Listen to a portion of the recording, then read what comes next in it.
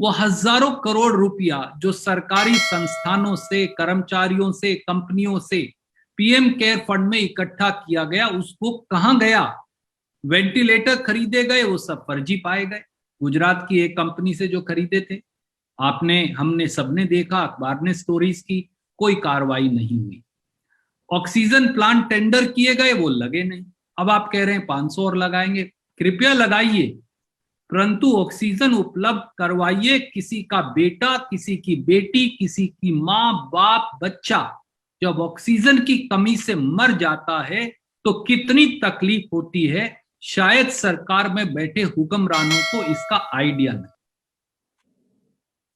Thank you sir. एक सवाल सामिया जी का था, पिछले वेट कर रही थी Samia. Sir, hope you've recovered well, sir. I just want to ask you a question in line with Rahul Gandhi's tweet, where he has specifically questioned about under-reporting of death.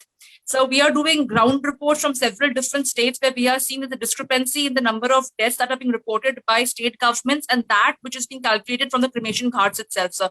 Do you think there's a systematic effort put in place to try and under-report deaths, which even Rahul Gandhi has tweeted? What Shri Rahul Gandhi is espousing is only the pain and suffering, the anguish and the agony, and the insurmountable injury to the soul of this nation that government is doing by hiding the figures or by under-reporting the figures of infections and deaths. We again plead, we urge, we plead with folded hands to the government. Hiding data, not sharing data publicly, not sharing the rate of infection publicly, not sharing the infection data publicly, not sharing the number of deaths publicly serves nobody. It's a disservice to India. It's a disservice to the nation. For data, however serious it may be, makes us aware, alert, and urges everybody to take proper cautions as also do course correction. If this government has, Modi government has bungled up, if the government has faltered, if it has abandoned the people, if it has abdicated its duty, please, for heaven's sake, accept the mistake today and let's work together to course correct. Thank you, sir. There are a couple of more requests. Neeraj from News 18 wanted to ask a question. Then Abdul Bari is also there. Depends on you how long you can take it. Neeraj ji, फटाफट पूछिए. No problem. Sir, कैसे हैं आप? पहले तो शुक्रिया Neeraj ji. I'm little better now. I'm still recovering. Okay, sir.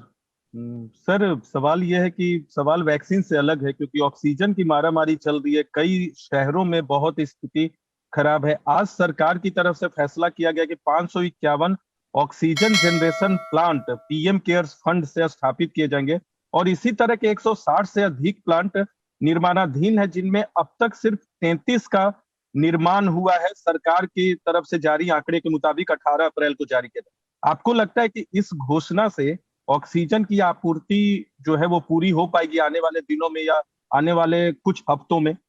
Congress कैसे देखती है? नीरज जी, आज जो आप ऑक्सीजन प्लांट लगाना शुरू करेंगे वो मौजूदा ऑक्सीजन की कमी को पूरा नहीं कर सकता, क्योंकि उसे लगाने में समय लगेगा. प्लांट लगने चाहिए, हम सहमत, परंतु पिछले 1 साल में मोदी सरकार ने क्या किया? मोदी सरकार सरकारें गिराने, सरकारें तोड़ने, जनमत खरीदने, जनमत का चीरहरण करने, इलेक्शन रैलीज करने, उसके अलावा देश को बचाने के लिए क्या किया? हमारे जब पूरे देश में लोग मर रहे हैं तो देश के आपदा राहत मंत्री, जो गृह मंत्री भी हैं, वो इलेक्शन रैलीज में व्यस्त. दिल्ली में ऑक्सीजन से लोगों का दम घुट रहा है, परंतु कोई उपलब्धि नहीं. उल्टा मुख्यमंत्री दिल्ली और प्रधानमंत्री एक दूसरे के वीडियो लीक करके गेम खेल रहे हैं, नूरा कुश्ती खेल रहे हैं. ये एक दूसरे पर इल्जामात की राजनीति करने का समय नहीं. परस्पर विरोध छोड़कर, सर जोड़कर, इकट्ठे होकर हर जिंदगी को बचाने का समय है. आप बड़े बड़े दावे बंद करिए, जो ऑक्सीजन प्लांट लगाने हैं लगाइए, पर पिछले 1 साल में जो आपने कहा था, पहले 50 कहा, फिर 75 कहा, फिर 100 कहा, एक प्लांट आज तक चालू नहीं हो पाया किसी जिले में, एक प्लांट भी। ये दिखाता है कि सरकार कितनी निर्दयी है, निष्ठुर है, निर्मम है। और इस सरकार को अपना निर्ममता का जामा छोड़कर सद्भाव का, सदाचार का और दूसरों की पीड़ा को महसूस करने का एक नया आवरण जो है अपनी आत्मा के अंदर ढालना होगा, तभी देश सेवा हम कर पाएंगे। Thank you. आखिरी सवाल अब्दुल बारी जी। सुनील प्रभु also want to ask a question. Sunil, I'll come to you after that. Sir कैसी तबीयत है सर आपकी? जी शुक्रिया, मैं ठीक हूँ। हाँ, मैं आपकी मुकम्मल सेहत के लिए दुआगो हूँ। मेरा सवाल ये है कि दिल्ली के जो चीफ मिनिस्टर है, उन्होंने कहा था जब लॉकडाउन लगाया था पिछले हफ्ते के लास्ट टाइम होगा, इसके बाद नहीं लगाएंगे, लेकिन अब उन्होंने मजीद एक्सटेंड कर दिया है 8 दिन के लिए।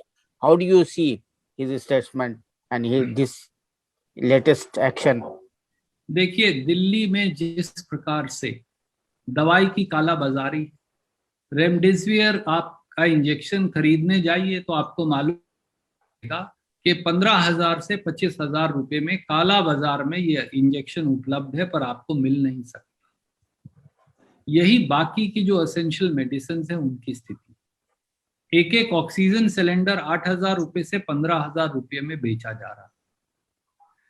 तो ऐसे में सरकार अगर लॉकडाउन लगाने का आगे निर्णय करती है तो ये सरकार के हम लोग साथ खड़े हैं, क्योंकि आज के दिन लोगों की जिंदगियां बचाना और इन्फेक्शन की चेन को तोड़ना ही सबसे ज्यादा जरूरी है। और ये परस्पर विरोध का समय नहीं। जो सही कदम प्रशासन और शासन को लगे सही हैं, वो उन्हें उठाने चाहिए। और हम सब विपक्षी दलों के तौर पर हर वो सकारात्मक कदम जो सरकार उठाएगी जीवन रक्षा के चक्र को मजबूत करने के लिए, हम उसके साथ खड़े। Thank you sir. Sunil Sir, welcome back. Nice to see you. But most important for us actually at this stage is, if India has to win and succeed, as you're saying, and it's not us versus them before you left and got COVID, the big debate now is about the real issue of everybody getting vaccination. And you have seen the differential pricing. The Congress president has written to the Prime Minister. There's been a deafening silence after that. And now, you have heard just yesterday, Biotech has also announced its pricing. How exactly is India going to win this battle if we are going to have such huge and such high rates? How are people going to succeed? We are seeing state government after state government, including Congress, saying it's going to be free of cost. But who's going to bear that cost? Where's that money going to come? And how are we going to succeed? I'm sorry, I'm completely puzzled at this stage. Kindly help me and the rest of the Indians to see how we're going to succeed in vaccinating this entire country. And Sunilji, that's the purpose of today's press conference. Modi government is criminally culpable when it comes to differential pricing of vaccine. Modi government is permitting brazen profiteering by the two vaccine manufacturers in times of pandemic by people who are suffering immeasurably.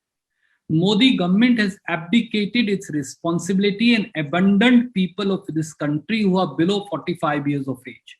Is that what is expected of the government of the day? And I'm releasing a chart today.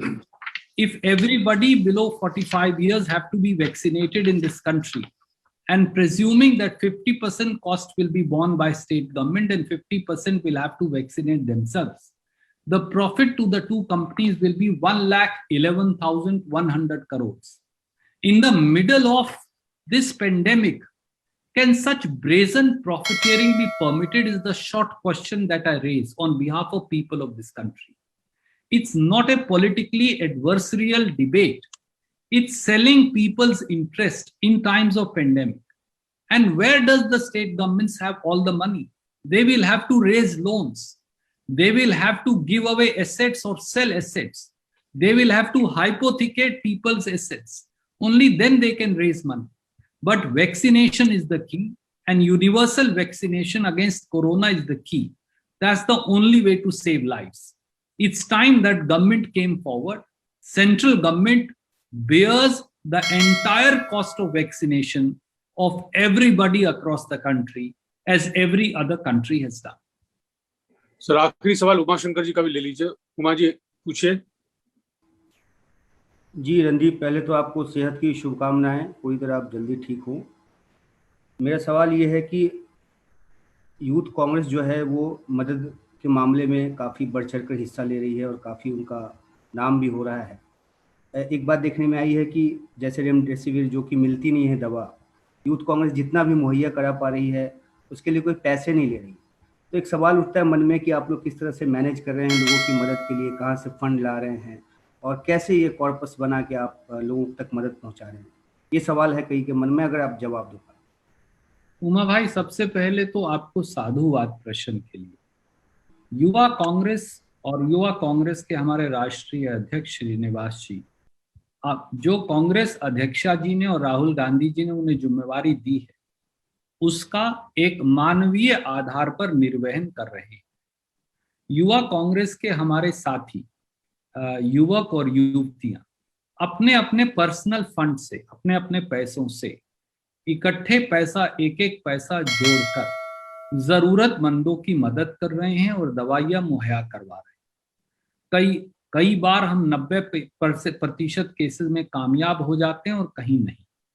Congress party ने हर प्रदेश में एक control room भी setup किया है और अब एक राष्ट्रीय कंट्रोल रूम भी सेटअप किया है। हम बहुत जल्द नेशनल हेल्पलाइन भी शुरू करेंगे और प्रांत में भी इसी प्रकार से हमारे लीडर साहिबान, हमारे कार्यकर्ता साथी उन कंट्रोल रूम्स के माध्यम से जैसे जैसे कहीं ऑक्सीजन, कोई बेड, किसी डॉक्टर, कोई हाउस हेल्प, कोई घर का सामान, कहीं भोजन, कोई दवाई उसकी जरूरत पड़ती है, हम अपनी क्षमता के मुताबिक उपलब्ध करवा रहे हैं। कांग्रेस पार्टी का लक्ष्य और तरीका यही रहा है सेवा भाव का, हम ये करते रहेंगे। और ये सब साथी जो हैं, मैं उन सब का आपके माध्यम से धन्यवाद करूंगा, युवा साथियों का भी और वरिष्ठ साथियों का भी, जो अपनी अपनी महत्वपूर्ण रिसोर्सेज से पैसा जुटाकर जरूरतमंदों की मदद के लिए आज आगे आए। धन्यवाद।